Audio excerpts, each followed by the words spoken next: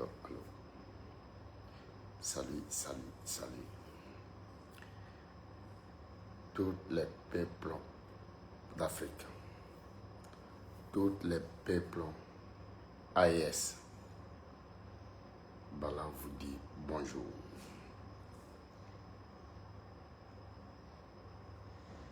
Alhamdulillah Rabbil Alamina. Que Dieu bénisse le président de l'AES, que Dieu bénisse les militaires de l'AES, que Dieu bénisse Afrique. Madame, mademoiselle, monsieur, aujourd'hui, je vais poser quelques questions aux Maliens, Burkinabés, Nigériens. Il faut qu'on fasse beaucoup attention aux hommes des médias.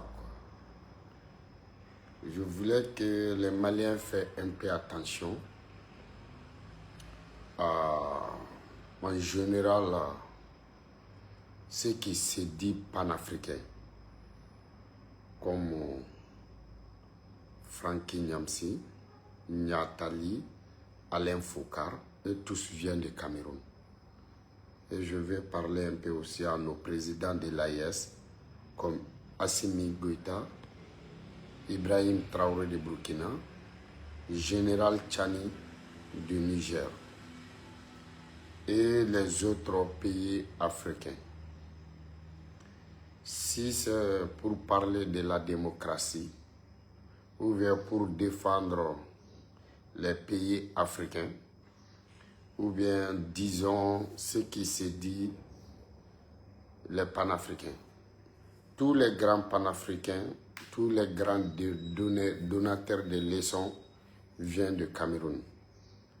Donc je voulais que le président de l'AES fasse un peu attention pour voir que leur ligne, c'est ça la vérité. Démocratie, ça n'exige pas. Démocratie, ce n'est que parole, quoi. En vrai dire, démocratie, ça veut dire que les minorités dirigent la majorité. Parce qu'on est africain toujours, la majorité, les blancs n'arrivent pas à contrôler la majorité. Donc, il faut que les blancs forcent, il faut que les blancs donnent, c'est-à-dire nommer les présidents dans la minorité, parce que les blancs, et ils puissent contrôler minorité, et ils vont donner pouvoir à ces minorités-là, pour que ces minorités contrôlent la majorité. Donc, majorité est contrôlée par minorité. Minorité est dirigée par les blancs. C'est ça que je voulais dire. Donc, démocratie, c'est pas vrai. Et que nos présidents de l'AES fassent tout pour croire à votre, c'est-à-dire enfant de pays. Si je prends exemple à Franky Nyamsi, Nyatali, Alain Foukar, et tous ils viennent de Cameroun. Le président camerounais vient de remporter l'élection en Cameroun par c'est 8e mandat. Chaque mandat, je ne sais pas combien d'années, mais il vient de remporter, c'est-à-dire élection du Cameroun pour son 8e mandat, Paul Biya. Donc, si ce que Alain Foukar dit et que c'est vrai, Nyatali, ce qu'il dit, si c'est vrai, Franky Nyamsi, ce qu'il dit, si c'est vrai, je crois qu'il devrait parler, à passer par tous les médias, c'est-à-dire par tous les plateaux, pour parler 8e mandat de Paul Biya. La campagne a commencé, Franky Nyamsi n'a pas parlé, Alain Foukar, tu vois un peu, et puis Nyatali, tu vois, si c'est pour parler de Cameroun, quelques secondes, il passe. Mais si c'est pour parler politique des autres pays africains, non, c'est des heures et des heures. Imaginez ce qui s'est passé au Cameroun, si c'était au Sénégal. Maintenant, Alain Foukar, il va sorti toutes les histoires. Imaginez que si ça s'était passé au Mali, 8e mandat par un président malien, maintenant ça a trouvé que Niatali, Francky Nyamsi, c'est-à-dire Alain Foucar, ils sortaient dans tous les plateaux. Vous imaginez maintenant c'est Cameroun, leur propre pays natal. Ils ne le parlent pas. Mais imaginez, celui qui est à son 8e mandat, qui peut le suivre? Celui qui a déjà 4e mandat.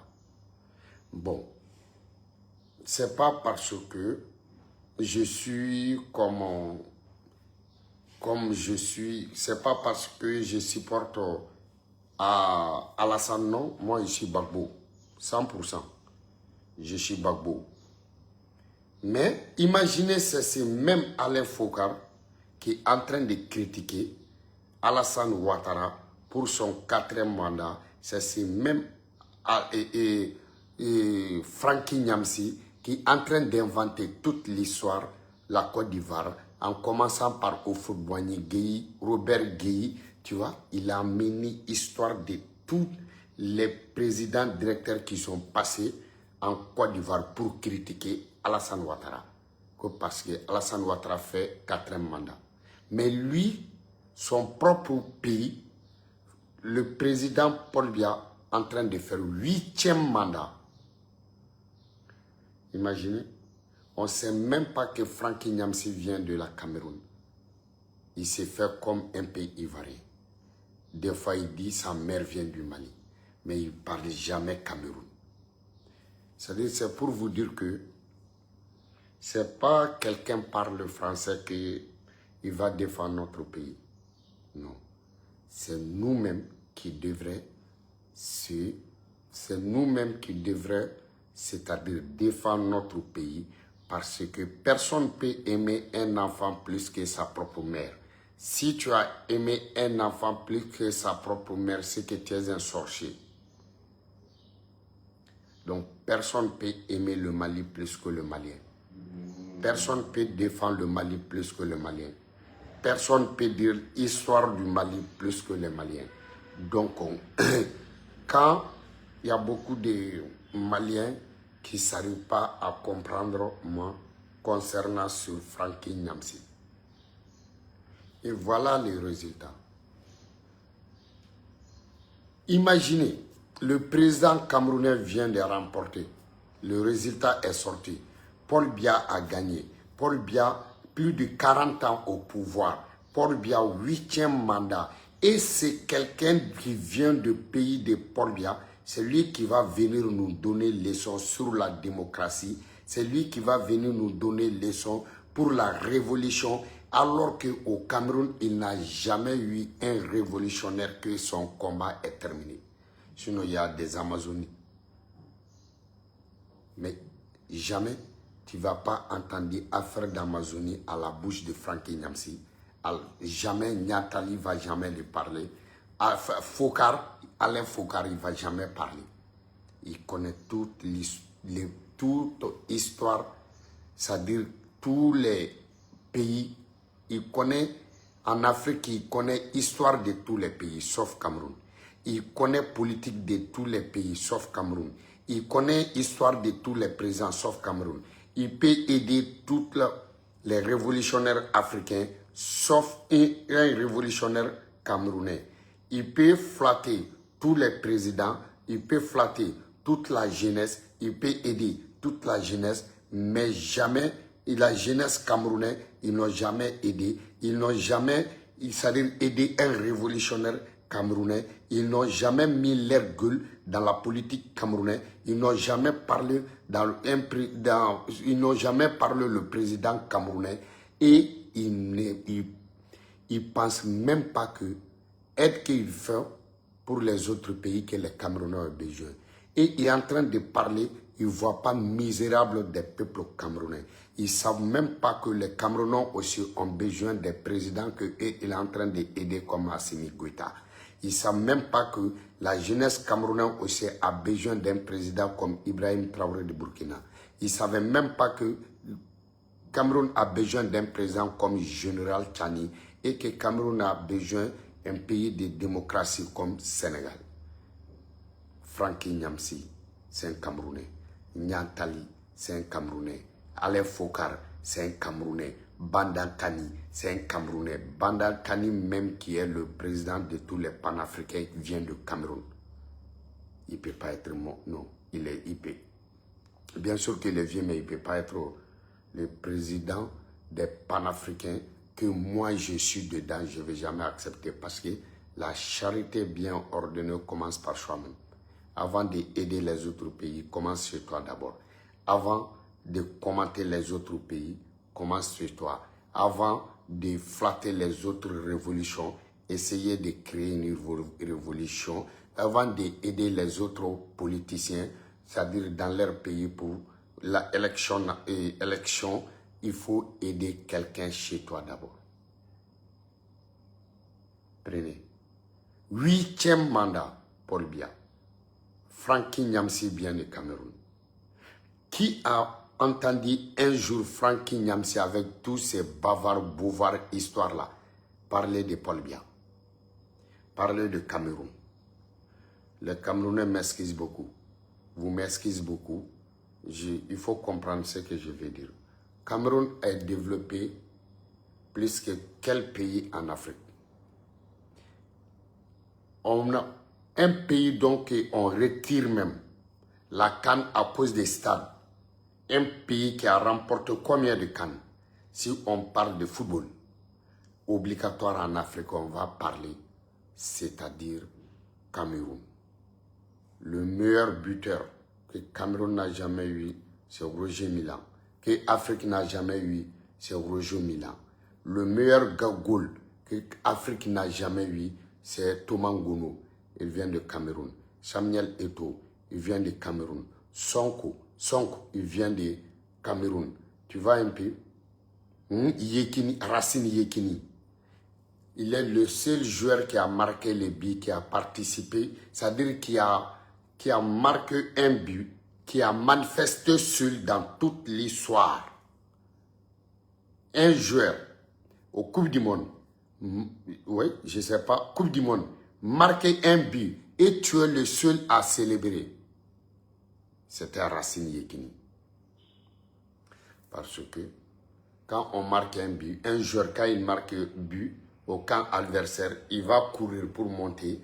Donc, il va, c'est-à-dire, il va manifester avec les autres joueurs. Soit il va fuir pour venir vers les supporters ou vers bande de touche ou chercher son entraîneur. Mais Yekini, c'était la première fois, quand il a marqué le but, il est rentré au, c'est-à-dire, il a rentré au goal, c'est-à-dire il a rentré, c'est-à-dire au filet des adversaires pour faire sortir sa main. Donc il était seul là-bas. Bon, les autres joueurs l'attendaient pour qu'il vienne, ils vont manifester. Mais lui, quand il a marqué, il a rentré, c'est-à-dire au camp adversaire, il a fait sortir sa main au filet pour remercier Dieu. Les autres joueurs l'attendaient. Donc c'était la première fois qu'un joueur marque but, c'est-à-dire dans toute l'histoire du football. Marquer un but, manifester seul, en Coupe du Monde, pas Coupe du Monde, on n'a jamais vu. Et c'était en Coupe du Monde aussi, Racine Yekini. Donc, Cameroun, ce n'est pas un petit pays. Ils n'ont jamais, Francky Nyamsi n'a jamais parlé du Cameroun. Francky Nyamsi ne sait pas qu'il est Camerounais. Francky Nyamsi ne sait pas que Paul Biya a fait 8e mandat. Francky Nyamsi ne connaît pas il ne peut pas parler Cameroun. Il ne peut pas parler politique Cameroun. Francky Nyamsi, Nyatali ne parle jamais Cameroun. Il y a l'autre là aussi, Fokar, Alain Fokar. Mais il fait que parler sur tous les présidents africains. Il fait qu'il connaît l'histoire de tous les pays africains, sauf Cameroun. Il connaît l'histoire de tous les politiciens africains, sauf les politiciens camerounais. Il connaît tous les révolutionnaires, pas les révolutionnaires camerounais. Il connaît tout dans tous les autres pays les détenus, c'est-à-dire les détenus politiciens, mais jamais il ne connaît pas les détenus politiciens du Cameroun. Il connaît tous les, c'est-à-dire les révolutionnaires qui sont assassinés, mais jamais il ne connaît pas les révolutionnaires assassinés au Cameroun. Franky Nyamsi. Votre président vient de remporter l'élection présidentielle du Cameroun, mais il est à son 8e mandat. Toi, il faut parler de ça. Je sais que ça fait longtemps qu'on ne t'a pas vu. Tu es parti chez Vladimir Poutine. Je ne sais pas, si tu quittes là-bas, tu vas passer des pays comme des l'AES, on ne sait pas. Je ne sais pas, tu es venu aller prendre des leçons ou bien je ne sais pas quelle lettre à exécuter. Mais lui, il est parti en Russie. Francky et Nathalie, lui, elle s'était un peu. Bon, et Alain Foucault, lui, il est en train de se passer des plateaux, mais pas politique camerounaise, pas élection présidentielle camerounaise. Vous nous prenez comme qui? C'est-à-dire, je voulais que les Africains comprennent une chose. Ces gens-là, à part qu'ils parlent français, je ne vois pas ce qu'ils peuvent faire encore. Vous avez vu, non? Bon, ils vont dire n'importe quoi, mais c'est la vérité. Le président camerounais vient de remporter l'élection présidentielle. Le même président comme d'habitude, Paul Biya. Mais c'est pour son 8e mandat. Donc, il faut un Camerounais pour le combattre et les autres, c'est-à-dire panafricains, le suivent. Donc, quel Camerounais va le battre? Quels Camerounais vont parler? Quel Camerounais? Normalement, les Camerounais qui connaissent l'histoire de tous les pays africains, les Camerounais qui passent dans tous les palais africains, qui fait que critiquer les politiques des autres présidents, qui fait que critiquer, tu vois, non, qui nous parle de, qui nous fait que sonner nos tympans avec leurs paroles d'élection, de démocratie, comme Alain Foucault, comme Franky Nyamsi. Mais nous tous, nous les autres là, on est en train de voir, on connaît les problèmes de notre pays et on est en train d'aider les présidents pour régler les problèmes, c'est-à-dire les plus palpables. Comme au Mali, il y avait un problème de carburant, donc il y a la guerre, il y a le terrorisme, les militaires sont fatigués. Tu vois, le Mali est grand, donc il y a beaucoup de fronts. Tu vois, donc les militaires, il faut qu'ils c'est-à-dire il faut qu'ils vont essayer, c'est-à-dire d'aller partout pour que les terroristes ne peuvent pas gagner du terrain. Donc on déploie par des troupes. Donc le Mali est trop grand. Tu vois un peu. Donc des fois, là où c'est chaud, ça nous fait oublier là où il y a calme. Donc, il y avait un problème de carburant. Parce que les terroristes ont attaqué les citernes, tu vois, non, pour brûler, pour qu'on puisse avoir des problèmes de carburant. Bon, on a parlé avec nos autorités. Moi, je parlais ça. Donc, tout le monde sait que c'est quelque chose de bien. Même le président Assimi Goïta, il sait que ce que Bala a dit, c'est la vérité. Franchement, même si on est en train de se combattre comme un bon diable, en tant qu'il y a problème du carburant, ça va, la population aussi ne peut pas avoir le fruit, c'est-à-dire de notre travail. Parce que si on combat le trop, hein, au champ de bataille, mais il faut que la population aussi arrive à manger, arriver à aller à leur boulot, à essayer, c'est-à-dire de venir avec quelque chose pour nourrir leur famille.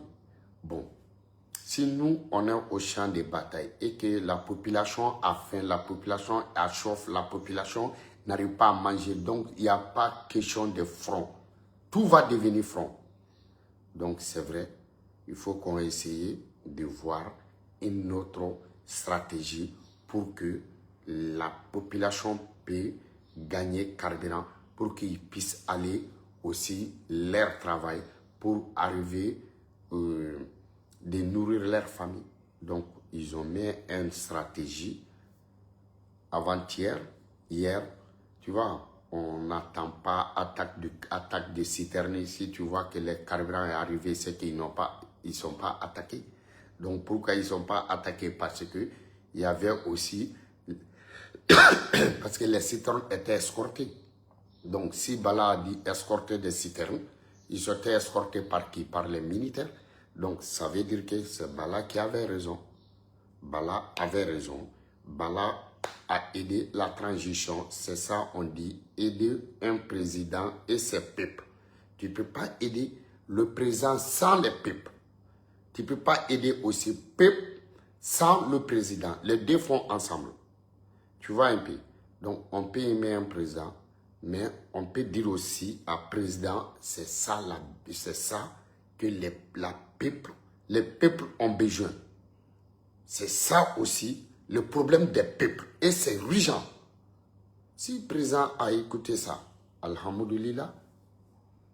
Donc, mais Dieu merci, Assimi, il faut toujours que le carburant rentre. Donc, il faut toujours que les citernes seront escortés 100%. Tu vas voir les Maliens, du fait qu'ils arrivent à aller travailler, aller au marché, ils peuvent voyager. Tu vas voir, il n'y a rien, il n'y a personne qui peut nous arrêter. Personne. Et puis faire des recrutements, appeler les volontaires. Les volontaires, appelle les volontaires, les donsos. Tu vois, les donsos plus les volontaires plus armés, on a beaucoup de nombres. C'est le nombre qui fait la guerre. C'est pour ça que tout le monde respecte les Chinois. C'est les nombres. C'est pour ça que tout le monde respecte maintenant l'Inde. Pas à cause des armements aussi. Donc, plus on est nombreux, plus on a de force. Donc, ce que je veux dire, alhamdulillah rabbil alamina. Maldon, alakadon, ni citernou ben yumanye, sorda chou amboufou, Assimi Goïta, Amenyoromboulou. Ya fama, Amenyoromboulou, vive Assimi, vive les femmes, vive AES, vive Maldon, vive les vrais vidéomans qui osent de dire la vérité, même si c'est chaud. Kana Balaba.